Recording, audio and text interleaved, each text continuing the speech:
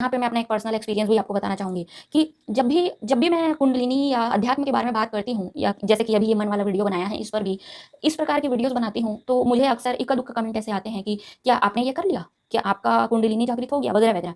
तो मैं ढिंढोरा तो पीटूँगी नहीं ना कि हाँ, मेरा कुंडलिनी जागरण हो गया, लेकिन हाँ, मैं यहाँ पे बता देती हूँ कि कुंडलिनी जागरण हुआ, उसी के बाद मुझे आज्ञा चक्र में कान्हा का आदेश आया था कि मैं अध्यात्म पढ़ाऊँ यूट्यूब में। और मैंने उनसे कहा कि मैंने तो अध्यात्म की शिक्षा कहीं से ली ही नहीं है और मुझे नहीं पता कैसे पढ़ाते हैं। तो उन्होंने कहा कि जैसे तुम सीखी हो वैसे तुम सिखाओ, हर एक चीज़ बताओ। तो जो डायग्राम मैंने बनाया है ना, वो मैं उन्हीं की प्रेरणा से बना-बना के लोगों को समझाती थी। लेकिन जब मैं ये बताती थी तो लोगों को ये लगता था कि ये सब अपने मन से मैं बोल रही हूँ वगैरह-वगैरह, और बिलीव भी नहीं होता था लोगों को कि ऐसा भी होता है। तो मैंने शास्त्रों में पहले तो मैंने यूट्यूब में ढूँढना शुरू किया दूसरे आध्यात्मिक गुरु क्या बोल रहे हैं। पर मुझे उस प्रकार के बात करने वाले जो हैं मिले, जो अक्सर वाइब्रेशन के बारे में बात करते थे, अलग-अलग रंगों के बारे में बात करते थे, जो आज्ञा चक्र एक्टिवेशन के बारे में बात करते थे, जो हर प्रकार की आध्यात्मिक चीज़ों के बारे में बात करते थे, जैसे ज्योतिष, रत्न, aroma therapy, candle therapy, but कोई भी मन में होने वाले परिवर्तन के बारे में बात नहीं कर रहा था। तो मुझे पहले लगा कि मैं अपना चैनल ही बंद कर दूँ, क्योंकि मैं जो बोलूँगी उसे मैं प्रूव कर नहीं पाऊँगी किसी को। फिर उस और इस कारण से मेरा चैनल बीच में 1 साल के लिए बंद भी था, क्योंकि मुझे आगे रास्ता ही नहीं दिख रहा था कि मैं लोगों को कैसे बताऊँ। फिर मुझे प्रेरणा मिली कि मुझे जो चीज़ अनुभव हुए हैं, उसे मुझे शास्त्रों में ढूँढना चाहिए। तो मैं बहुत पढ़ना शुरू की और ये सारी बुक्स जो है हठ योग की, तंत्र की, है ना, उपनिषद, ये सब मैंने पढ़ना शुरू किया और मैंने पाया कि जो मैं फ़ील करती हूँ कि विचारों से मुक्ति, अनुभवों से मुक्ति, विचारों के बंधन से मुक्ति, भावनाओं के केंद्रों पर विजय प्राप्त करना ही मुख्य लक्ष्य है। चाहे आप कुंडलिनी बोलो, चाहे अध्यात्म का बोलो, आपको इन डिफैक्ट से ऊपर उठना है, चेतना के उच्चतम स्तर तक जाना है, ठीक है? इसी को ध्यान मार्ग में ईश्वर प्राप्ति या शिव दर्शन कह देते हैं, ब्रह्म ब्रह्म ज्ञान कह देते हैं, तत्व ज्ञान तक पहुँचना कह देते हैं, आत्म साक्षात्कार बोल देते हैं, शून्य बोल देते हैं, ठीक है? और भगवद गीता की भाषा में मैंने जैसा कि आपको बताया, भोग मुक्त, निष्कामता, स्थित प्रज्ञ, ये सब बोल देते हैं। तो उससे मुझे रेज़ोनेट करने में सहायता मिली कि हाँ, ये मुझसे मिलता-जुलता है। इसलिए मैं आप लोगों के सामने ये मेडिकल पॉइंट ऑफ व्यू से, क्योंकि मेडिकल की भी बहुत सारी बुक्स मुझे पढ़नी पड़ी, तो मेडिकल पॉइंट ऑफ व्यू से और शास्त्रों के पॉइंट ऑफ व्यू से, दोनों पॉइंट ऑफ व्यू से मैं आपके सामने लेकर आई हूँ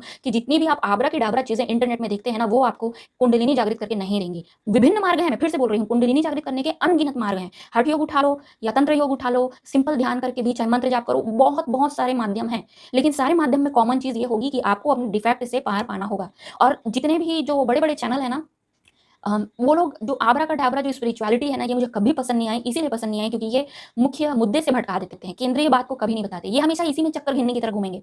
पूर्व जन्म में क्या हुआ था, जो आपको इस जन्म में ऐसी समस्या आ रही है। अब आप लोग सोचो, मैं पूर्व जन्म में मत जाओ, आप लोग उसकी कहानियों को मत सुनो और मत चेक करो, इसलिए कहती हूँ क्योंकि इस जन्म की मेमोरी से आप पीड़ित हो, जिससे आप पीछा नहीं छुड़ा पा रहे हो। तो पिछले जन्म की मेमोरी को भी ओढ़ लोगे तो उससे पीछा कैसे छुड़ाओगे? पहली तो मुझे इस पे कोई भरोसा नहीं है पूर्व जन्म की कहानियों पे। दूसरी ये कि अगर मैं 1 मिनट के लिए भरोसा कर लूँ आप लोगों के बोलने पर, तो मुझे इससे कोई फ़ायदा होता हुआ नज़र आता नहीं है, ठीक है? इससे निष्कामता नहीं आती। मनुष्य का कुछ समय बदल जाएगा। आप एरोमा खरीदोगे, एरोमा थेरेपी से कुछ समय के लिए आपको अच्छा महसूस होगा। टैरोट कार्ड से रीडिंग पूछोगे, कुछ प्रश्नों के उत्तर मिल जाएँगे। ज्योतिष में कुछ समय के लिए अच्छा लग जाएगा, कुछ समय के लिए अच्छा लगेगा, पर इससे आपका कुछ समय ही बदलेगा, आपकी आत्मा नहीं बदलेगी।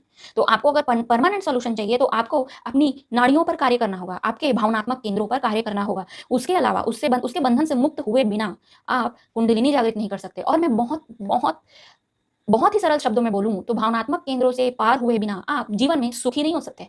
आप चाहे अध्यात्म के राह पर चल रहे हों या ना चल रहे हों, आप सुखी होके दिखा दो, मेरा चैलेंज है।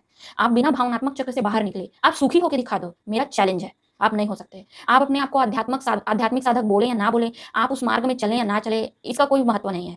आपको भावनात्मक चीज़ें ही हैं जो आपके जीवन को नर्क बनाती हैं और आपको इससे बाहर आना होगा। अभी हमने मेडिकल के पॉइंट ऑफ व्यू से देखा, आपको बाहर क्यों आना है? आपको पैरासिम्पैथेटिक या सिम्पैथेटिक नर्वस सिस्टम में चक्कर की तरह नहीं घूमना है, आपको दोनों के मध्य मार्ग में रहना है।